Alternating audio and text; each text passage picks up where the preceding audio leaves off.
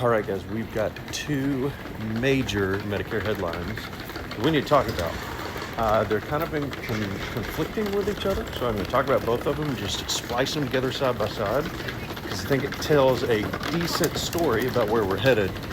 The first is from a CBO report, the Congressional Budget Office report, about Part A's solvency.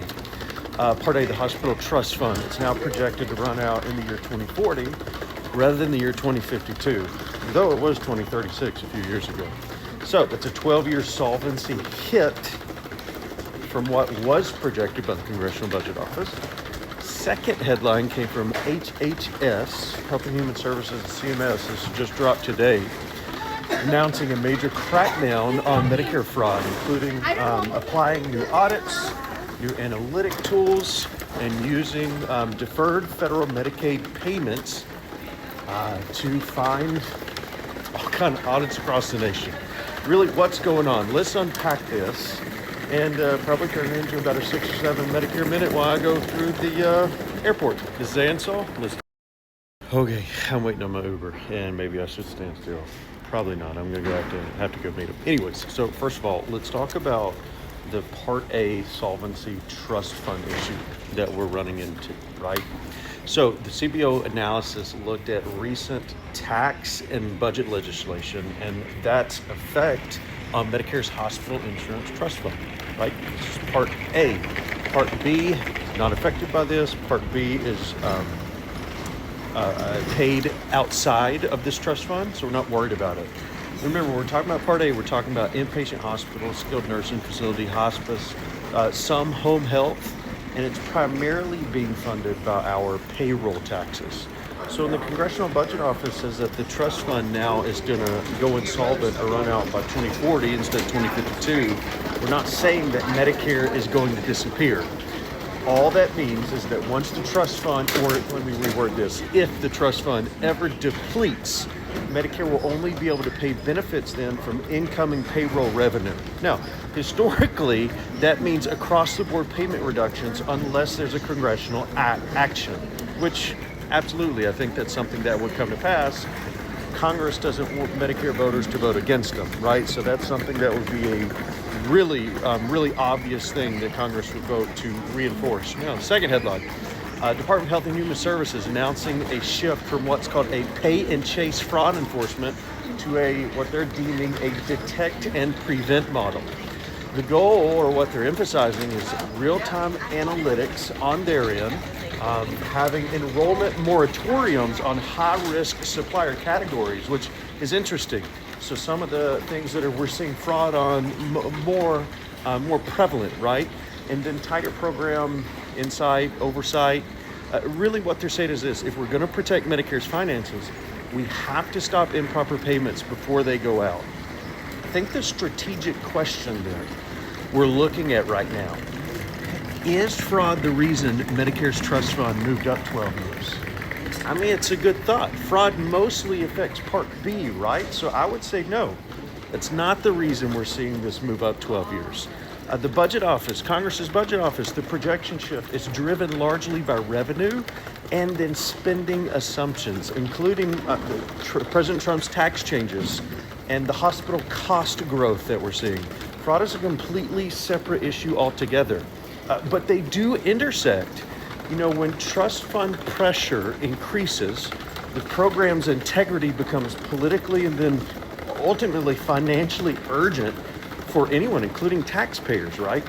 Yeah, I think every improper payment becomes harder to justify when we're talking about long-term solvency, right? If that's tightening, now Medicare has to look at the diagnosis-related group charges, or the DRG charges they're paying the hospitals for Part A's benefit. You know, Medicare has two very different funding structures. Once again, Part A, it's funded almost completely by payroll tax, right? It's your trust fund. Part B and D, however, is funded by general revenue and then beneficiaries' premiums that they're paying monthly. So you've got Part A that's under one stress, right? A stressor. And Part B that can't run out because it's funded by us or the actual members, and then Congress funds it annually through their general revenue. So when we're seeing headlines that are screaming, Medicare's running out, Medicare's running out, not really. But number one, they're specifically talking about Part A's trust fund. It's not all of Medicare, so it's a little biased to think it is. And that's a major distinction that we got to talk about. Now let's pause and let's move on to fraud enforcement, because this is something that had to come down the pipe. Medicare has to audit the things that are, almost 30%, 20-30% of Medicare's general revenue is now going to pay for fraud. So these claims that are coming in that are being flagged on the back end, they're affecting DME suppliers and home health and personal care services and high-risk billing categories that people right now are just making literally billions from the federal government fraudulently. Now, this doesn't mean that fraud has exploded overnight. This is something that's been coming. However, these enforcement tools are shifting to help CMS deal with this.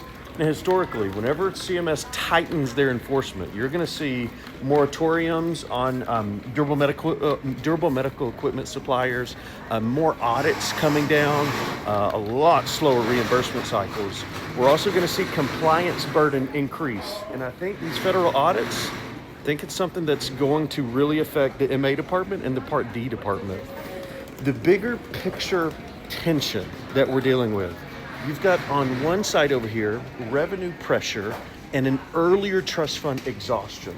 And that's coming in from an angle that's affecting Medicare and its recipients. But then on the other hand, you've got this aggressive fraud prevention efforts. One is structural math that we can see and project. The other is an assumption that's up in the air, hoping that we can catch fraud and that we can deal with 15, 20, 30, 40, 50% of it. And both of these things matter, but they're solving completely different problems. Fraud reduction helps protect margins and it helps to reduce waste, right? But long-term Part A solvency is not driven primarily by that.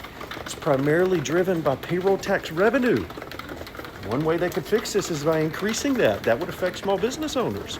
Well, all businesses, I guess. Demographic shifts are paving Part A over here, and the utilization patterns going towards insolvency. Fraud crackdown is part of the solution, but it's not the entire antidote that's really needed.